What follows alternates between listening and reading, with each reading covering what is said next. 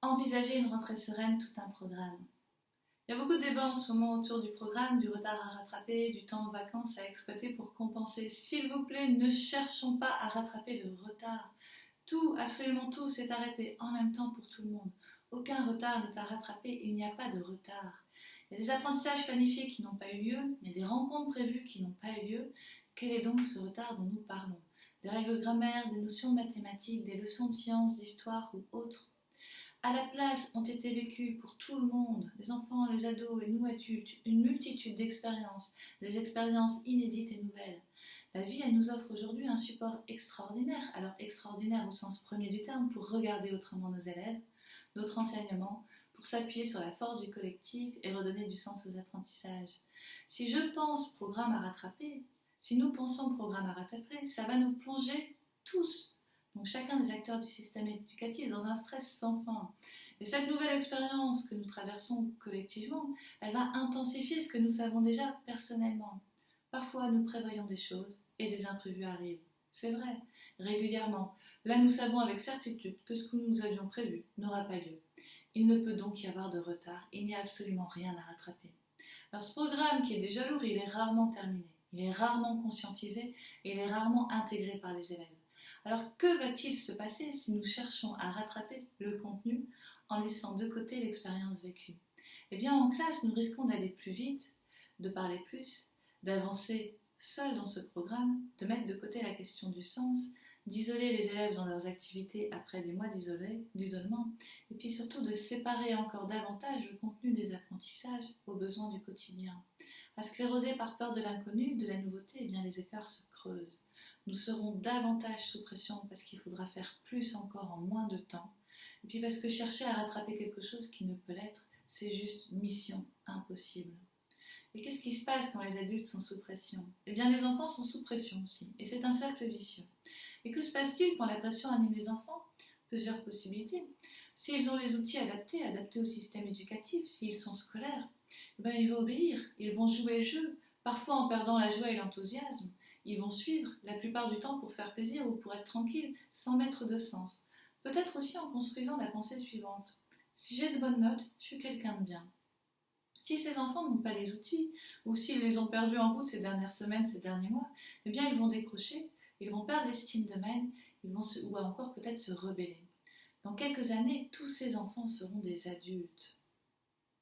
Nous pourrions espérer les accompagner à grandir en confiance et en projet, mais la pression qu'ils subissent risque d'abîmer, d'entraver leur confiance et leur mise en projet. Quels adultes souhaitons-nous pour demain? Que vont devenir ces enfants qui grandissent sous pression? La nouveauté, elle est inconfortable, mais elle peut aussi offrir de belles promesses. Cette crise, elle peut vraiment être vue comme un tremplin. Je peux choisir de vivre ce temps comme une période de transition en m'appuyant justement sur ce programme que tous n'ont pas fait, sur les différences de niveau qui se sont creusées et sur les besoins relationnels. Ce programme terminé, non terminé, en fait, ces enfants peu motivés, c'est le cas depuis toujours. Il y a deux éléments qui diffèrent cette année. La première, c'est que les proportions sont différentes. Il y a plus d'élèves inadaptés à ce que l'enseignement traditionnel proposera. Et la seconde, c'est qu'absolument tout le monde, des enfants aux parents, des politiciens aux enseignants, tout le monde connaît, sait ce décalage. Et cette réalité d'avoir des classes au public hétérogène, elle devient visible. Que tout le monde le sache aujourd'hui va permettre en toute légitimité de modifier les pratiques d'enseignement. Il y a un proverbe chinois qui dit « Quand il te manque une heure, prends-en deux ». Le programme est morcelé pour tous les niveaux, c'est peut-être le moment de ralentir et de penser autrement. D'ailleurs, si je ne le fais pas aujourd'hui, quand est-ce que je vais oser le faire? Il y a énormément d'enseignants, il y a beaucoup d'enseignants qui aspirent à un autre type d'enseignement. Beaucoup d'enfants, beaucoup d'adolescents reprendront l'école après 6 mois de pause, inquiets de ne pas être à la hauteur, inquiets peut-être de sortir de leur lieu de vie, inquiets de quitter leurs parents, d'affronter l'extérieur, fragilisés peut-être aussi parce qu'ils auront vécu, déstabilisés par la reprise d'un rythme régulier. Il y a également plein d'enfants, plein d'adolescents qui ont vécu ce confinement d'une manière joyeuse, légère et nourrissante. Pour d'autres, le tableau est mitigé. L'enjeu aujourd'hui, ça va être de les mettre ensemble, de les mettre en projet individuel et collectif, et de s'appuyer sur les ressources construites, sur les forces de chacun. Alors comment faire pour transformer cette crise en tremplin? Alors, on va garder ce socle du programme, mais je vais vous inviter à oser prendre une période pleine pour prendre le temps de construire non pas un groupe classe, mais une équipe de classe avec un projet collectif. De ritualiser, de prendre le temps pour ritualiser des espaces pour développer les compétences psychosociales, prendre soin de soi, prendre soin de l'autre et se nourrir de l'interdépendance. Donner de la place au corps aussi tous les jours pour libérer le stress, développer l'attention, la concentration, la pleine santé, l'acuité intellectuelle. Et puis aussi, anticiper plutôt que remédier, en s'appuyant sur les apports des neurosciences, en développant la métacognition. Globaliser plutôt que différencier, c'est-à-dire adapter son enseignement à l'ensemble de la classe plutôt que de chercher à différencier à l'excès. Poursuivre ce partenariat qui s'est mis en place autrement avec les parents. Et puis aussi, surtout, s'amuser, sourire à la vie, développer la complicité, la confiance en soi, l'estime de soi, l'autonomie, la liberté, la créativité, la responsabilité. Apprendre, c'est quelque chose de naturel et de joyeux. Alors le pari derrière ce défi, d'oser prendre le temps, c'est que des enfants, des adolescents qui sont apaisés, qui se sentent en confiance, eh bien ils vont apprendre bien plus facilement que des enfants et des adolescents contraints et sous pression. Et ce qui est vrai pour nos élèves, c'est aussi pour nous.